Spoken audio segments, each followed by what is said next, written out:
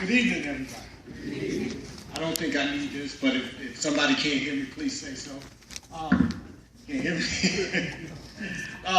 First of all, I want to thank you all for being here. I tell you, it is wonderful. The manager kind of mentioned it, but it's wonderful when people come out to represent and to have a conversation about what's going on in the city. Because that shows you, one, that we are headed in the right direction because we got so many people that care and concern. And I hate going to meetings when usually we see more city representatives than we do community. So I want to applaud you for being able to bring out so many people, because that's number one important, because we need you here so we can head in the right direction.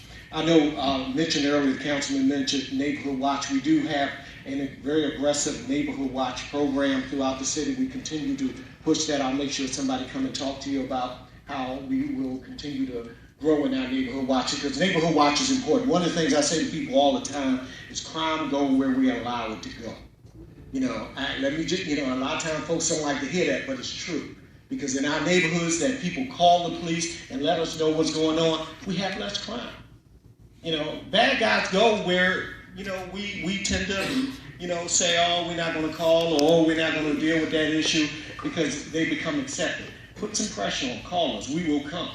We will continue to be there, continue to push them out, even if you don't quite think that, it's a reason. If you're uncomfortable, call. We'll figure the rest out. So please continue to call us.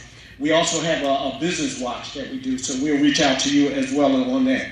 One of the things that I'm getting ready to do, and some folks will be invited, you're hearing all across the country what police do, police shootings, police shouldn't do this. We're getting ready to set up a shoot and don't shoot scenario. And hopefully we will invite some folks to be involved in that. So, and these folks, and it'll be a lot of folks who always, kind of what I call Monday morning quarterback, tell us what we should and shouldn't be doing. We're going to have them come and be the police officers and be a police officer for that day and see how they're going to react to some of the same situations that put in place. I never go to my doctor and tell him, exactly how to fix me. I go and tell him what's wrong, and then he figure out how to fix me. So we're going to have folks come in and do that so they can see from that side how that looks and how that works. Also was mentioned is the perception of crime. We deal with real crime and we deal with perception. A lot of what happens here is perception. I will tell you, we have reduced crime tremendously, about 80% since the last 6 years or more. It's more of a perception. We still talk, and you kind of mentioned, we still talk about Browns and Williams like it happened yesterday. That's over with. It's gone. It's time to say what's next, and we got to get away from that. We got to, start focusing on the reality of it. And you're exactly right. Don't talk bad. When I grew up in my mama's house, you don't talk bad about what's going on in your house. You better not take your business outside the house. Let's keep it inside and let's fix it and work on it and call us, the different agencies you have here, to address those issues. That's what we need to do. Keep our property value up. Keep those businesses wanting to come here. That's how you do that.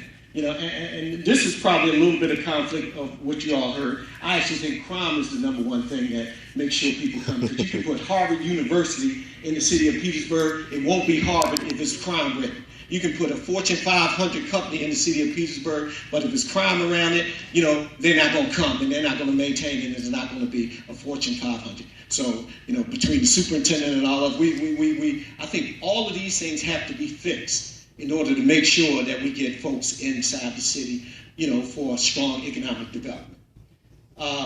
Facebook was mentioned. I always say, we need to understand Facebook allows people to say a lot of things and do a lot of things instead of saying it to your face, and you hear this bullying and you hear all this stuff that go on.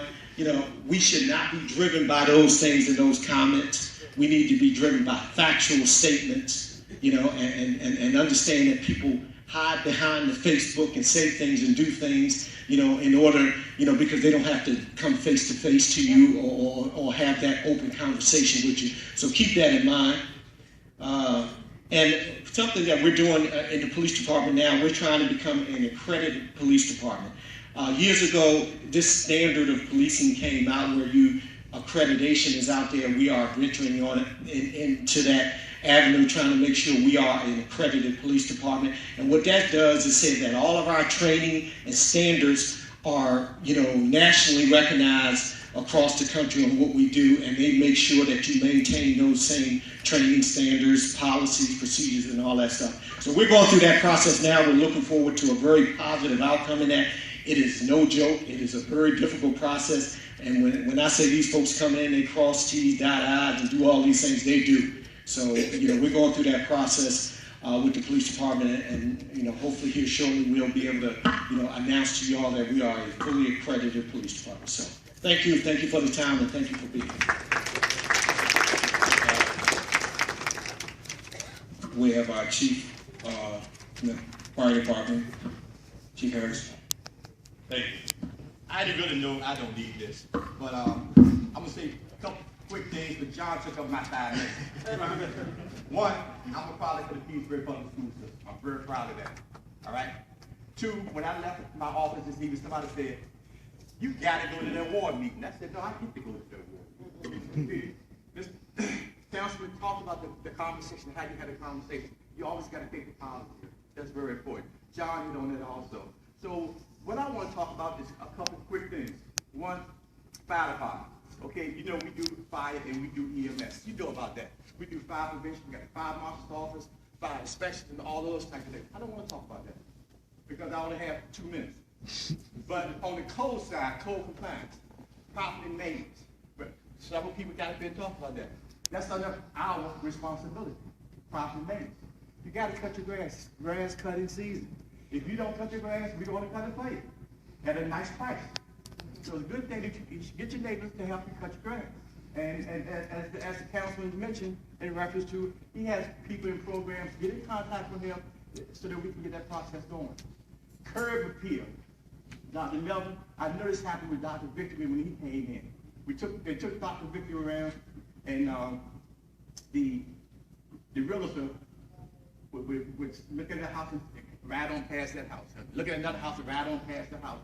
And the doctor said, "Why don't you stop?" He said, "It doesn't have curb appeal." And that's so true. That is so true. So again, the way we keep our properties is very important. When Mr. Johnson first got here, before he became the city manager, Kim and myself and Daniel had the opportunity to take all the candidates around who were candidates for the city manager's job. And when Mr. Johnson was riding around, he was picking up things that I would never see. Weeds on fences, things like that at the intersection. And all that stuff has been cleaned up now. So we are cleaning the city. And it's not just local government's responsibility to clean the city. It's all of our responsibility to clean the city.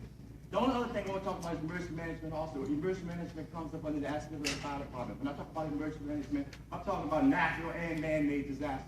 We're moving closely. June 1st starts hurricane season. We've had our share of hurricanes hit this area. We've had our share of tornadoes hit this area. That little dredging that we did do with the river has decreased the flooding in Old Town. But at the same time, we have to be prepared. On June the 3rd, we are teaming up with economic development, and we're doing a program for all the businesses in the city of Petersburg who attend that meeting in reference to, is your business prepared for a disaster? Most businesses that have a plan that are hit by a disaster survive. Those that don't have a plan usually are not in business 3 to 6 months right after that disaster. So again, I want to take up too much time because Josh should have all my time. Thank you. We're almost